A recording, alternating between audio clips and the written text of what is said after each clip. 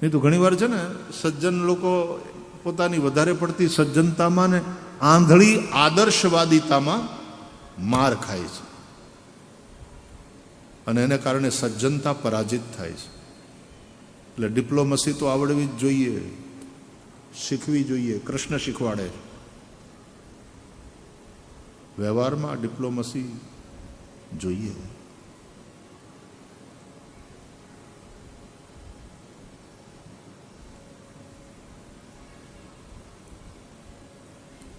મહાભારતની કથા અનુસાર આપણે ત્યાં એવી રીતની એક પેલી વાત છે કે ધર્મરાજ યુધિષ્ઠિર સત્યવાદી હતા અને એના સત્યવાદીપણાને કારણે એનો રથ ધરતીથી એક વેત અધ્ધર ચાલતો. સત્યવાદી ધર્મરાજ યુધિષ્ઠિર. શ્રી કૃષ્ણ સારથી બનીને અર્જુનનો રથ હલાવે છે, પણ એક વેત ઊંચો અધ્ધર હાલતો તો એવું ક્યાંય વર્ણન નથી. તો યુધિષ્ઠિર સત્યવાદી, કૃષ્ણ ખોટાડા. અને જો એ હાવ હાચા હોય તો એનો રથ અધ્ધર કેમ ન ચાલે? પણ જો ખોટા હોય તો મરેલા અભિમન્યુને પોતાના સત્યથી જીવતો કેવી રીતે કરે કૃષ્ણ? એક કથા એવી છે કે ઉત્તરાએ મરેલા પૃત્યને જન્મ, મૃત બાળકને જન્મ આપ્યો. આ પરીક્ષિત જન્મ્યા મૃત અવસ્થામાં, કારણ કે અશ્વત્થામાનું બ્રહ્માસ્ત્ર એનો પ્રભાવ છે. वो गर्भ नष्ट हुआ. અને પાંડવોના વંશને આગળ વધારનાર આ જ બાળક. પાંડવો દુખી થઈ ગયા કે દ્રૌપદીથી થયેલા 5 પુત્રોને તો મારી નાખ્યા હતા અશ્વત્થામાએ. હવે આ ઉત્તરાના ઉદરથી દ્રૌપદીનો વંશ ન ચાલ્યો, પણ હવે સુભદ્રાનો વંશ આગળ ચાલે. સુભદ્રાનો અભિમન્યુ, અને એ અભિમન્યુ કામ આવી ગયો કુરુક્ષેત્રના યુદ્ધમાં. પણ એ અભિમન્યુનું તેજ, અભિમન્યુની આ વિધવા બનેલી પત્ની ઉત્તરાના ઉદરમાં છે, એટલે વંશ તો આગળ ચાલશે. પણ એ બાળક મરેલું અવતર્યું અને શોક છવાઈ ગયો. અને શ્રી કૃષ્ણ પાંડવોને દુઃખી જોઈ શકતા નથી. શ્રી કૃષ્ણ પાંડવો માટે એવું ઠેકાણું છે. આવી કઈ સમસ્યા ઉભી થાય તો શ્રી કૃષ્ણને પૂછે, શ્રી કૃષ્ણ પાસે પહોંચે. અને કૃષ્ણ જોઈ ન શક્યા પાંડવોનું આ દુઃખ, અને કૃષ્ણ હાથમાં આમ જળ લે છે અને કહે છે કે કુરુક્ષેત્રના યુદ્ધમાં મેં ન પાંડવોનો પક્ષ લીધો હોય ન કૌરવોનો, મેં માત્ર ધર્મનો પક્ષ લીધો હોય, સત્યનો પક્ષ લીધો હોય, તો એ સત્યના બળે આ મૃત બાળક જીવતો થાય. અને પરીક્ષિત જીવતા થયા.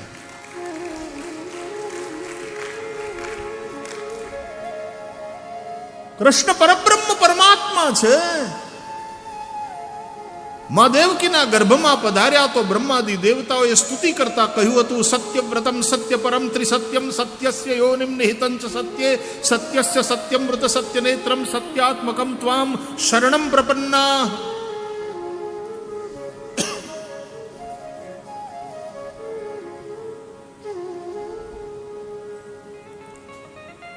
પણ એ સત્ય સ્વરૂપ પરબ્રહ્મ પરમાત્મા શ્રી કૃષ્ણ દ્વારકાનાથ એ કુરુક્ષેત્રના યુદ્ધમાં જ, પણ એનો વેત અધ્ધર રથ હાલતો નથી, ધરતીને લાગીને હાલે. એ ઉઠતા નહીં, ધરતીને લાગીને પછી જેટલા ઉઠાય એટલું ઉઠો, પણ તમારા પગ ધરતી ઉપર રાખો. ધરતી સાથેનો નાતો ન તૂટવો જોઈએ. થોડીક સત્તા આવે ને આપણે અધ્ધર ઉડવા માંડીએ, થોડુંક કીર્તિ, થોડુંક નામ થાય, થોડા ફેમસ થઈએ અને આપણે અધ્ધર ઉડવા માંડીએ, કૃષ્ણ ધરતીના માણસ, કારણ કે ધરતીની પ્રાર્થનાને હિસાબે તો અવતર્યા અને ધરતી ઉપર આવ્યા ને. ધરતીના માણસ છે, ભૂદેવીના પતિ છે.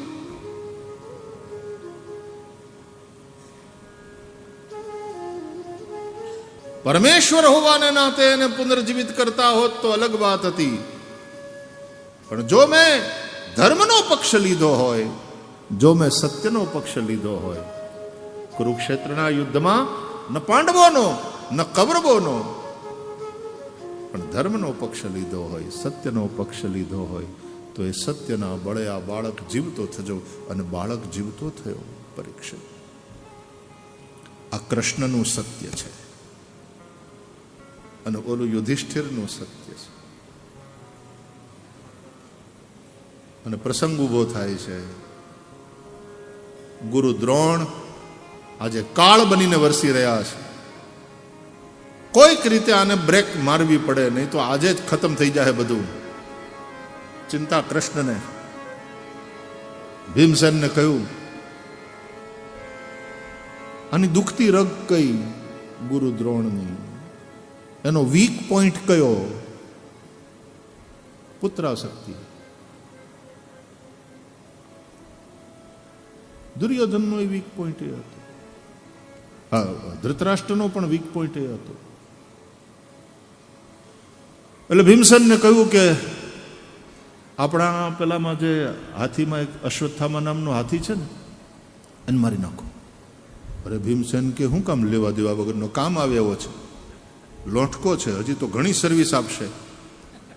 એને મારી નખાય કે નહીં? મારી નાખો. હુકુમ સરકાર. આમ ભીમસેન થોડા મોટા ઉંમરમાં કૃષ્ણ કરતા, અને પાછા ફઈના દીકરા, આ મામા ફઈના થાય. એટલે મામા ફઈના ભાઈઓના હિસાબે પાછા તો હું કામ કૃષ્ણ, શું કામ? ભીમ ભૈયા, હું કહું એમ કરો. ભલે બાપા, તું જેમ કે એમ મારા નાથ. ભલે. મારી નાખ્યો અશ્વત્થામા હાથી. કરી આવ્યા. હા, ભીમસેનમાં તો હજારો હાથીનું બળ. પેલા હાથીને મારીને આવ્યો કે હવે ડિક્લેર કરો જોરથી. અને ગુરુ દ્રોણને તો સંભળાવવું જ જોઈએ. ડિક્લેર કરો કે સુનો અશ્વત્થામા હતઃ.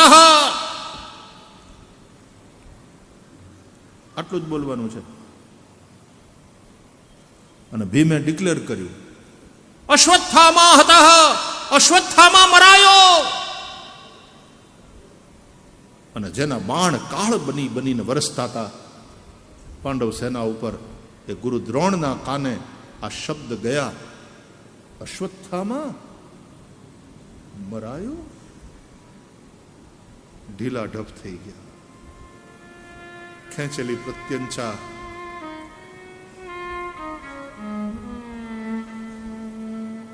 અશ્વત્થામા મરાયો.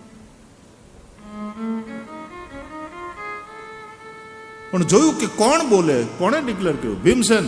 હું ન માનું.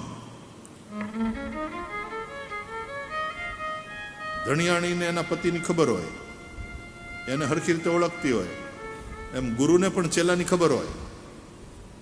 ભીમસેન કહે છે હું ન માનું. યુધિષ્ઠિર બોલે તો માન. એ સત્યવાદી છે.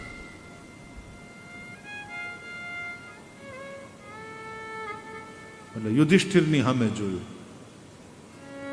યુધિષ્ઠિર મૂંઝાણા કે અશ્વત્થામાં મરાયો એ વાત સાચી, પણ હાથી મરાયો છે અને ગુરુજી સમજે છે એનો દીકરો. એટલે ભગવાને કહ્યું, યુધિષ્ઠિર એ પાછા મોટા થાય ને, યુધિષ્ઠિર ભૈયા બહુ વિચારોમાં બોલી નાખો. એમ કેમ બોલાય? ગુરુજી પોતાનો છોકરો સમજે છે અને આપણે તો હાથીની વાત છે. ભૈયા તમને કોઈએ સ્પષ્ટતા કરવાનું કહ્યું?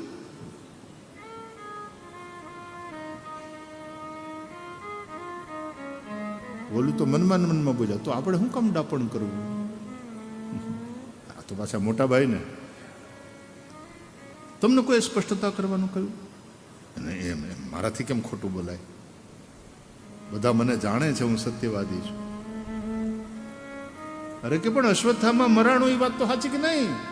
તો કે વાત સાચી, પણ ગુરુજી એમ સમજે છે કે એનો દીકરો, અને હકીકત છે કે હાથી મરાયો છે. અરે કે પણ તમને કોણ સ્પષ્ટતા કરવાનું કહે છે? તમે ખાલી એટલું બોલી નાખો ને કે અશ્વત્થામા હતા, વાત પૂરી થાય. અને જો આ ગુરુજી જે તપ્યા છે ને એને ઢીલા પાડવાના છે, નહીં તો એને ખબર પડશે ને કે આ બધું મારી સામે આવું નાટક કરે છે તો ડબલ ગુસ્સે થશે, ડબલ તપશે, અને આજે જ બધું પૂરું થઈ જાય. એટલે બહુ વિચાર કરો માં અને બોલો. ગુરુજી ઇઝ વેઇટિંગ. બોલો બોલો. અશ્વત્થામા હતા, તમારે ક્યાં ખોટું બોલવું છે? ખરેખર અશ્વત્થામા મરાયો, બોલો. હા બોલો બોલો. હવે એક કોર વિજય, રાજ્યશ્રી, બીજી તરફ સત્ય. અશ્વત્થામા હતા બોલવામાં જરાય ખોટું નથી, પણ સામે વાળો સમજે છે ઈ અશ્વત્થામા નહીં. વાત આમ છે. યુધિષ્ઠિર તુમ કહો તો મેં માનું. અને યુધિષ્ઠિર, હા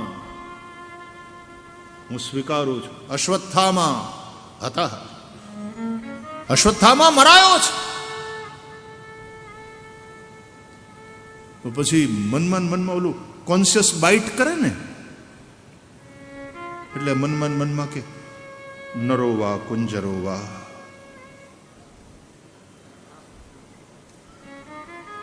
આવી મહાભારતથી સંબંધિત એક કથા પ્રચલિત છે. જેટલી પ્રચલિત છે એ બધી મહાભારતમાં લખેલી જો એવું નથી. ઘણી કથાઓ લિખિત છે અને ઘણી પ્રચલિત છે. અશ્વત્થામા હતા, અને પછી મનમાં નરોવા કુંજરોવા. નર કે હાથી, પણ અશ્વત્થામા મરાયો. તમને જ્યારે ખબર જ છે કે અશ્વત્થામા નામનો હાથી મરાયો છે, નર નહીં, તો પછી મનમાં બોલવું કે નરોવા કુંજરોવા, એ તો જાતને છેતરવાની વાત થઈ. ખોટું બોલીને માણસ બીજાને છેતરવા જતો હોય, એનો પ્રયાસ કરતો હોય, ત્યારે સાચી વાત તો એ છે કે હકીકતમાં જાતને પેલા છેતરે છે.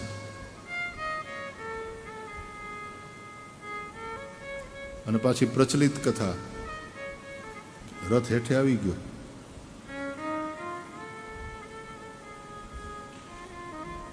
એક સત્યવાદિતા દુનિયાને દેખાડવા માટેની હોય છે, કીર્તિ કમાવા માટેની હોય છે, અને એક સત્યવાદિતા કૃષ્ણની જે મર્દાને જીવતા કરવા માટેની હોય છે, જીવન આપનારી હોય છે.